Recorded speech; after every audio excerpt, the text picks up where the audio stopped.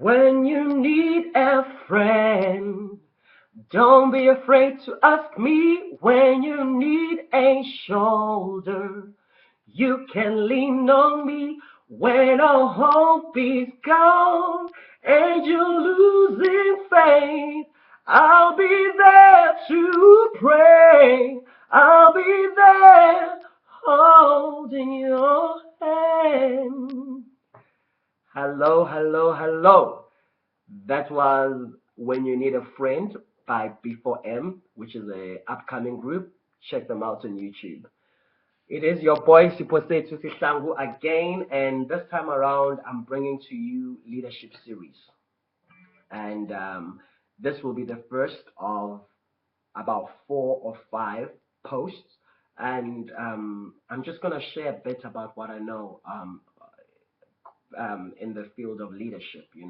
I've been graced with leading from a very young age. I led at school as a class prefect, went on to become the first black person to be a deputy head leader in my school, and went on to sit in the school governing body, went on to lead in the youth ministry at church. I led at school a prayer group.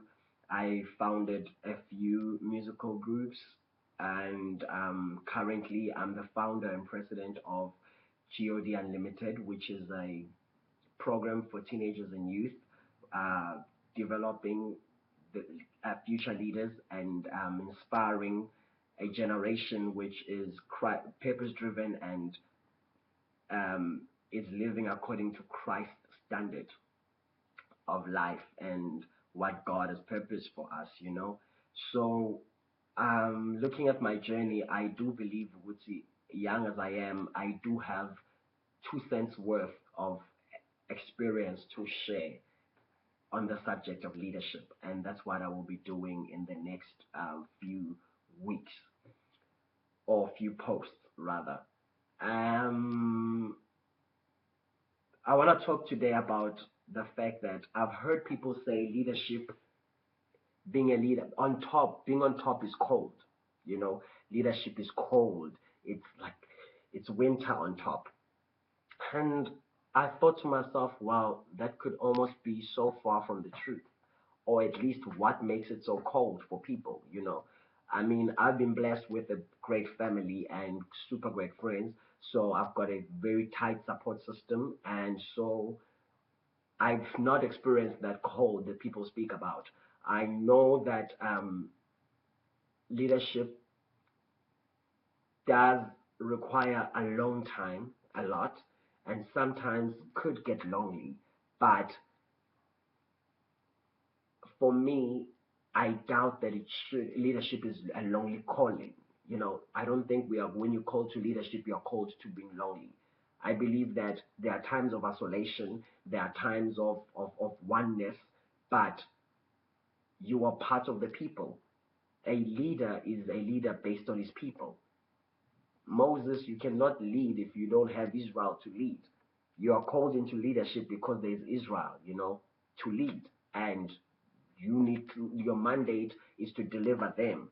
So you are part of the people, and it's so important. I was sharing this with my team yesterday that for years I used to lead from the perspective of Sipo and the team. But now I have a new revelation of Sipo as part of the team. So I'm a member within my structure and not just a leader.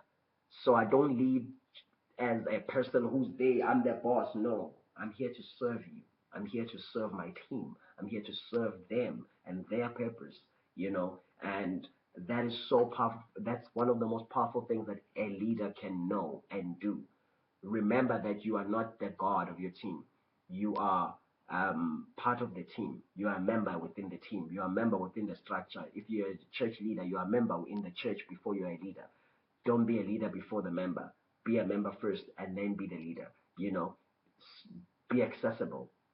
We'll speak and tackle all of those issues as weeks go on. But today I want to handle or tackle the topic of why is leadership cold? Why is it cold on top? The reason why it's called On Top, we're living in an interesting generation where this generation is influenced by social media, and it's influenced by Hollywood and the pop star and fame, you know, and we've equated success to fame. And I want to say this definition that I have a lot of definition on success, but this one serves the purpose of this post.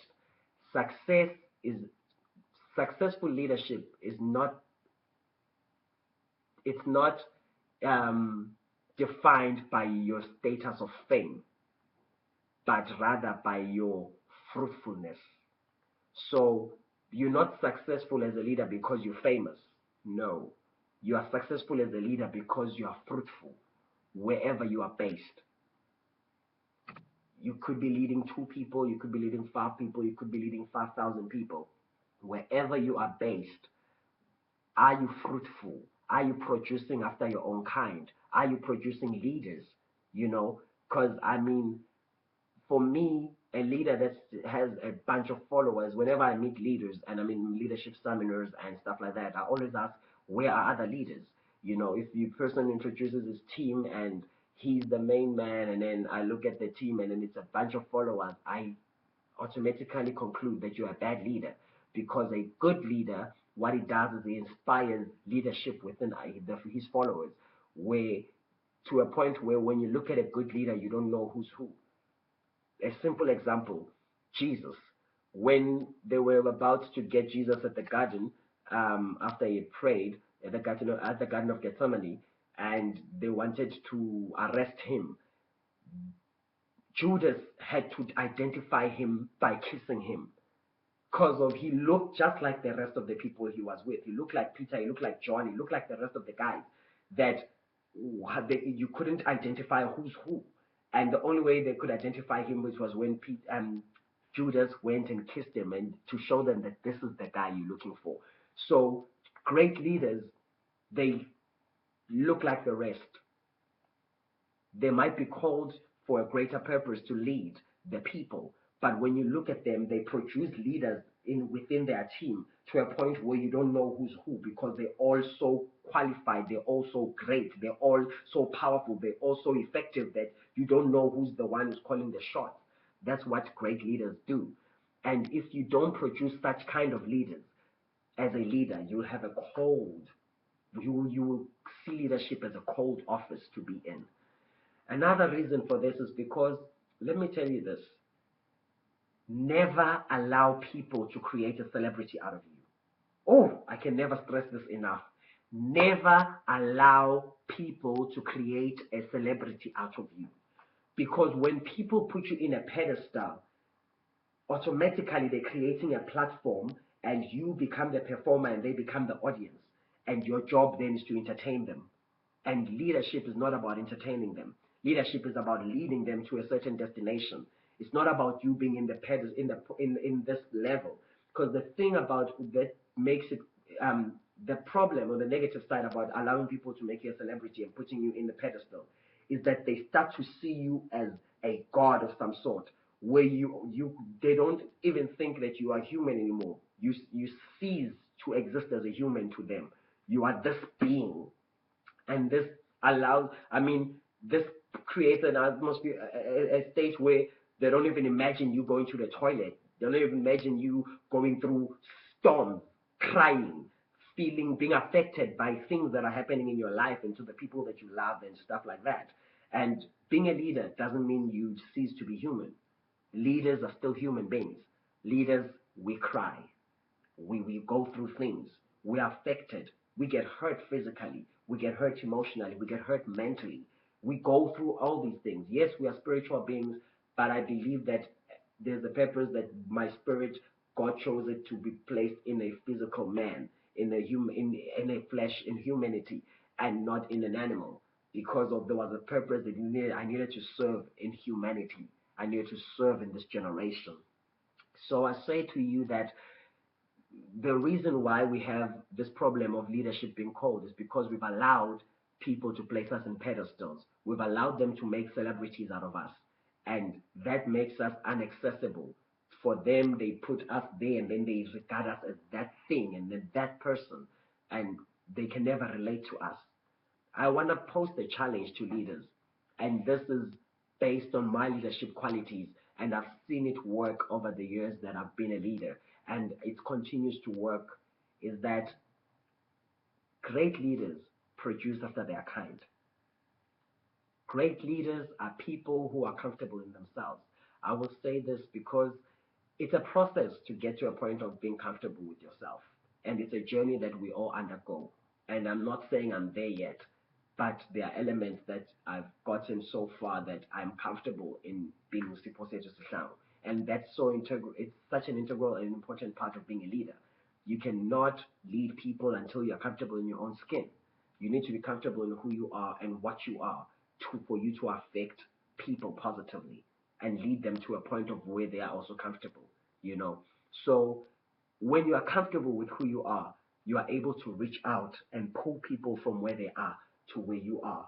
And you start to have a conversation on this level and not a conversation on this level. Great leaders don't have vertical conversation. They have horizontal conversation because they lead people to a point where they produce themselves in them and we start to speak like this instead of like that. You don't want to speak down to people, you want to speak to them here. And for you to speak to them here, you need to reach out and bring them to where you are. Many people in our society and our community have the mentality that I struggled. I used to sleep on the floor, on the streets. I used to beg and struggle to get this and to get that. And therefore, you must get through it. You must work hard. You must also go through it. No, relax. Breathe in, breathe out. You went through it that they don't have to go through it. You went through it so that you could be a bridge that they would walk over, that can walk through and walk past to the other side without having to go through the same struggles. They need to learn those experiences and the values that you got from that experience, but they don't have to go through that. I want to appeal to this generation. Let's stop being selfish. It's cold on top when you want to get there alone, when you are self-centered and it's about you. But when you start to have the mentality of getting the mentality of Ubuntu, Umuntu ngumuntu ngabantu, I am because you are, and you are because I am. It starts to be different. The top is a place of celebration. The top is a place of unity and greatness. Jesus didn't, he wanted to share of his power. He wanted to share of his leadership to the disciples. And he said to them, go and share with others. He poured out his spirit on all flesh because he was trying to show us that I don't want to converse with you like this. I want to converse with you like this. I want to create leaders in you. I want to create Christ in you, that when I look at you, I see me. When I look at me, I see you. When you look at me, you see you. And when we start to do that, leadership will never be cold, because the more people we bring to the realization of the call of leadership, we start to drive a generation of change drivers. And when we have a generation of change drivers, it means in every corner of our circle, we become effective and we produce after our own kind. And the more we produce after our own kind, is the more we have a society that is positive, that is change driving, that is driven to live a purpose driven life. So, is leadership called, is it called up there? No. It's called up there when you are selfish. It's called up there when you want to be the star. And I will tell you this, true stars, they're not intimidated by other people's by other stars shining, because they know that when other stars shine and they shine, they start to be so bright that they create the sun, and darkness ceases when light appears. I want to say to you, join me in the next few posts that I'll be posting on YouTube, and you can follow the link and just come out there and let's go through unpacking what leadership is. Leadership doesn't have to be cold. Leadership can be fun. Leadership can be a beautiful place, a space to be in. I know this for a fact. I'm a leader. I'm happy. There are alone times, there are crosses that I need to carry, which I will unpack in the next post. But besides that, leadership doesn't have to be cold. I love you all. Stay blessed. And remember, you are because I am, and I am because you are. Yabon.